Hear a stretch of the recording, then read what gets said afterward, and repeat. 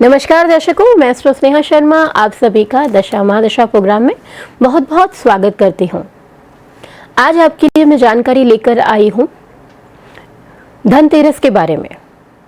धनतेरस जो है वो 22 और 23 अक्टूबर दोनों को मनाई जा रही है। उससे संबंधित हम जानेंगे। धन्वंतरी देव, लक्ष्मी जी और कुबेर देव की पूजा अर्चना मानी जाती है बहुत ही शुभ धनतेरस के दिन में। इस दिन कोई भी सामान खरीदना हम बहुत ही ज्यादा शुभ मानते हैं कि नई वस्तुएं इस दिन खरीदी जाती हैं। चल अचल संपत्ति कहते हैं 13 गुना ज्यादा वृद्धि होती है अगर हम धनतेरस के दिन सामान खरीदते हैं तो 13 गुना ज्यादा वृद्धि, क्योंकि क्या है, त्रयोदशी है, इसीलिए कहते हैं कि 13 गुना ज्यादा वृद्धि देखने को मिलती है। इसी लोग यहाँ पर सोना चांदी प्रॉपर्टी में इन्वेस्ट करते हैं। इसके अलावा यहाँ पर बर्तन खरीदते हैं, तो ऐसा माना जाता है कि ये क्या करता है, 13 गुना ज्यादा वृद्धि करता है। अब यहाँ पर खरीदारी किस समय करें, किस समय शुरू हो रही है धनतेरस, तो देखिए धनतेरस जो है वो 22 अक्टूबर 2022 शाम को 6:02 से प्रारंभ हो जाएगी और त्रयोदशी की जो तिथि है समाप्त जो है वो 23 अक्टूबर 2022 को 6:03 पर यानी शाम को समाप्त हो जाएगी। तो त्रयोदशी की जो अवधि रहेगी वो रहेगी 22 अक्टूबर को 6:02 से लेकर अगले दिन 23 अक्टूबर 6:03 तक। तो इस बीच शुभ मुहूर्त है, आप इस समय में खरीदारी कर सकते हैं। धनतेरस के दिन झाड़ू को लाना बहुत ही शुभ माना जाता है। इससे कहते हैं घर में वृद्धि होती है, सुख समृद्धि की वृद्धि होती है, आर्थिक मामलों में परिवार समृद्ध होता है।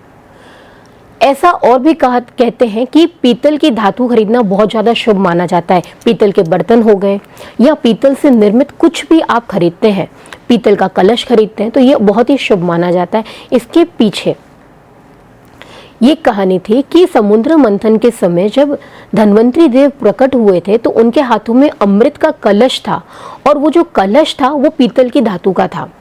इसीलिए पीतल धन्वंतरी देव की धातु मानी जाती है। तो इसीलिए कहते हैं कि पीतल की धातु का खरीदना बहुत ही शुभ माना जाता है। आप कुछ भी खरीदें लेकिन पीतल की धातु का बर्तन अवश्य खरीदें, जो कि बहुत ही शुभ रहता है। और यहाँ पर हम कहें परिवार में सुख समृद्धि को बढ़ाने वाला रहता है।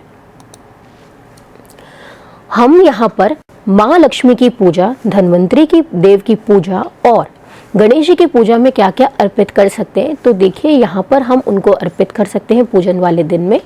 गोमती चक्र, साबुत धनिया जो होते हैं वो, साबुत मूंग होते हैं वो यहाँ पर उनको अर्पित कर सकते हैं। हम यहाँ पे हम चिरमी अर्पित कर सकते हैं महालक्ष्मी को, जो कि बहुत ही शुभ रहेगा धनत्रयोदशी के दिन। अब विशेष बात का ध्यान ये रखना है कि आप क्या खरीद रहे हैं वो महत्वपूर्ण है। जो आपके खरीदने पर आपको वृद्धि दे, तो आपको विशेषकर मैंने बताया कि आप क्या खरीद सकते हैं। आप पीतल से संबंधित यहाँ पर बर्तन खरीद सकते हैं, झाड़ू का खरीदना वैसे ही शुभ माना जाता है। इसके अलावा आप क्या नहीं खरीद सकते वो मैं आपको बता देती हूँ। जैसे कि आप यहाँ पर काले रंग की चीज़ें नहीं खरीद सकते, यानी काले रंग के बर्तन जो होते हैं, यानी जो नॉन स्टिक होते हैं जिन पे काला रंग लगा हुआ होता है, ऐसे बर्तनों को आपको अवॉइड करना है। आप ऐसे बर्तन ना खरीदें। कांच के बर्तन आपको नहीं खरीदने हैं। चीनी मिट्टी के जो बर्तन होते हैं वो नहीं लेने हैं। प्लास्टिक से बने हुए कुछ भी आपको चीज़ें नहीं लेनी है। लोहे की चीज़ें आपको नहीं लेनी है। नुकीली कोई भी चीज़ आपको नहीं लेनी है। आप कुछ भी सामान खरीदते हैं, कोई भी बर्तन अगर खरीदते हैं तो ऐसा बर्तन खरीदे जिसके ऊपर ढक्कन लगता हो, और वो खाली बर्तन अपने घर में नहीं लेके जाए। उसके अंदर आप चावल डाल के ले जाइए, पताशे डाल के ले जाइए, लेकिन वो जो बर्तन या कलश या आप जो भी यहाँ पर बर्तन खरीद रहे हैं वो ऐसा खरीदे जिस पर ढक्कन लगता हो, जो बंद होता हो। खुला बर्तन आपको अवॉइड करना है। इस दिन क्या करना है आपको 13 दीपक जो है वो घर के भीतर जलाने हैं और 13 दीपक जो है वो घर के बाहर जलाने हैं। इससे घर में आर्थिक उन्नति होती है, परिवार की समृद्धि बढ़ती है, समाज में मान सम्मान बढ़ता है और परिवार जो है वो उन्नति की ओर बढ़ता है। तो इस बात का ध्यान रखिएगा। 13 दीपक घर के अंदर और 13 दीपक घर के बाहर, जो कि समृद्धि की निशानी है, क्योंकि ये क्या करेगा, 13 गुना आपके घर में समृद्धि को बढ़ाने का कार्य करेगा। 23 तारीख की शाम को यानी कि 6:03 शाम को त्रयोदशी तिथि जो है वो समाप्त हो जाएगी और 14 जो है वो प्रारंभ हो जाएगी। तो 14 वाले दिन यानी कि 23 तारीख को यम दीप दान किया जाता है। यम दीप दान जो है वो भगवान सूर्य के पुत्र यम यानी काल को चढ़ाया जाता है। भगवान यम को दीपक अर्पित करने से सौभाग्य की प्राप्ति होती है और अकाल मृत्यु जो होती है उसके भय से बचा जाता है, यानी मृत्यु संबंधित परेशानियां जो होती है वो दूर होती है।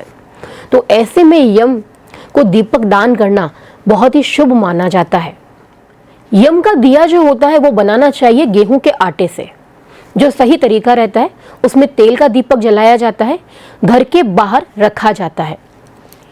और वो दिशा कौन सी होनी चाहिए, वो दिशा होनी चाहिए दक्षिण दिशा। भगवान यमराज यानी यम की जो दिशा होती है वो दक्षिण होती है, तो इसीलिए इस दिए को कहाँ रखना चाहिए, आपको दक्षिण दिशा में। शाम को सूर्यास्त के बाद इस दीपक को जलाएं आप।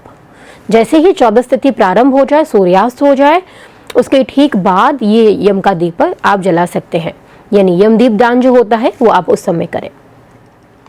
ये तो हमने जाना धनतेरस और चतुर्दशी के बारे में कि इस दिन हमें क्या करना चाहिए, क्या नहीं खरीदना चाहिए, और यम दीप दान जो है वो किस दिशा में करना चाहिए।